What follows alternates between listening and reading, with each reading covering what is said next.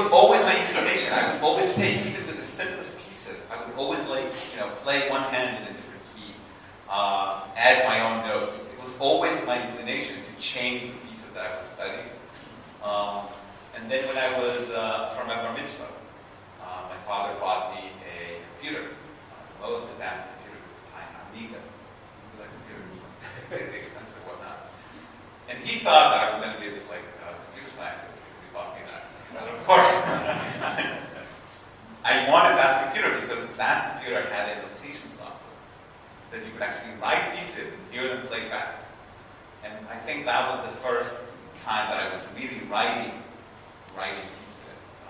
Also, they had these Beethoven pieces that came with the software, and I would just listen and watch the thing scrolling and try to follow it. I think that really helped my ability to connect notation to what is auditory music.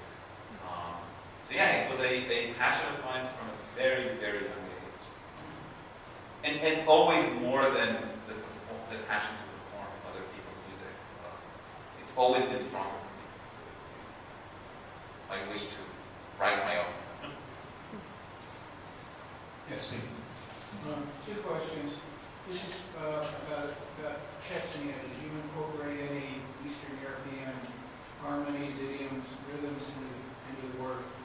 And second, there have been a number of very powerful pieces about victims, Baba Yar, the Interesting Plenty, and so forth. Did you go to them for inspiration, or did you just do something else? Well, it's interesting. I think even though this piece is about Chechnya,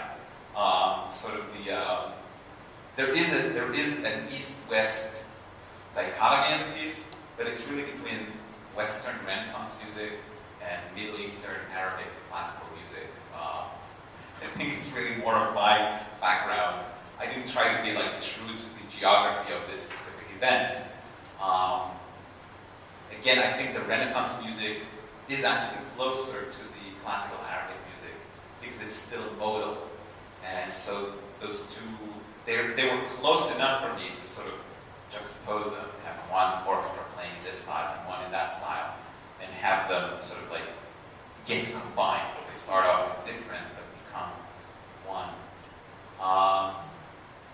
I didn't incorporate anything specific from those pieces that you mentioned. I think they're both masterpieces. I've studied them thoroughly. I would be surprised if there's no influence of those pieces and others, like the written word. I've written myself several pieces that are related to victims and the horrors of war before this piece and after this piece. I think growing up in a war climate, it's just a big part of who I am, and it's a big part of what's always on my mind.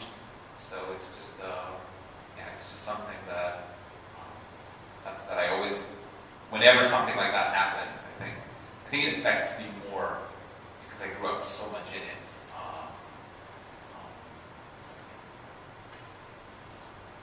Yes, Jay. The topic of teaching and learning composition has been touched on a number of times, and I think, for me at least, in all of the arts, teaching and learning composition technique is probably the most elusive topic. But I'd be interested, because you've done both, to know what you found helpful as a composition student and what you're trying to provide to your students in composition.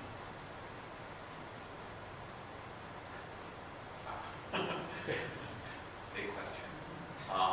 Again, I would split it into two. One is there is a technique to composing, just as there is a technique to painting. And regardless of the style you're working in, harmony in music is a crucial element, at least in written music in our civilization. Other civilizations have their own way of putting music together, but the ancient Greeks in the 7 liberal arts, music was one of them, and it was one of the higher liberal arts. So they had algebra, geometry, music, and astronomy. And the logic was that music is is, like the algebra is a number, geometry is number in space, music is number in time. So the only way to really understand time is through music, they believe. And I think that's a big part of the technique of like, how do you write something in time? How do you take into account the fact that, you know, time is a logical construct, and yet we experience it as real. And so when you're writing music, that's the biggest challenge. And a lot of teaching in music focuses on a moment, like this chord and that chord. And to me, it's really, I think the most important thing is how do you incorporate time into what you're writing?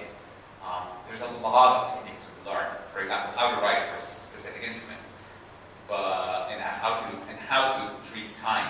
But even if it's just the idea of treating time, that really opens up a new way of thinking about music. I would imagine that a painter learns how to create the illusion of depth in a painting, then they can do a lot of things they couldn't do before, whether they're painting in a traditional sense or not.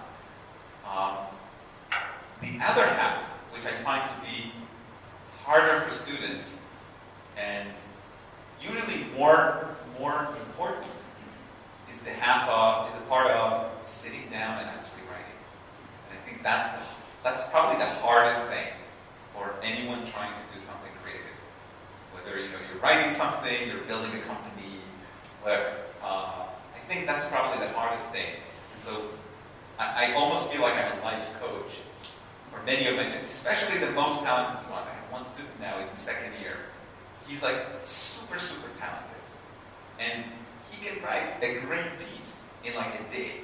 Like sometimes when he sits down, he comes the next day and he's like, I wrote this little movement in the style of Mozart. Like piano sonata. I suggested that he do that because he's so like mixed up with his own thoughts. And he comes back and there it is. And I can work with him on it and make it better, but the thing is there.